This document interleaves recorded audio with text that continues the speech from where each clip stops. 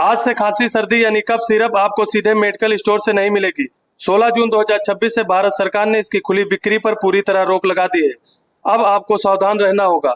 केंद्रीय स्वास्थ्य मंत्रालय ने ड्रग्स रूल में बड़ा बदलाव किया है। इस नए आदेश के मुताबिक अब देश में किसी भी मेडिकल स्टोर पर कोई भी कफ सीरम बिना डॉक्टर के पर्चे के नहीं बेची जा सकेगी।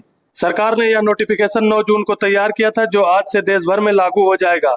ऐसा करने के दो बड़े कारण हैं। पहला कारण है, बहुत से लोग कफ सीरम का इस्तेमाल गलत तरीके से नशे के लिए करते थे।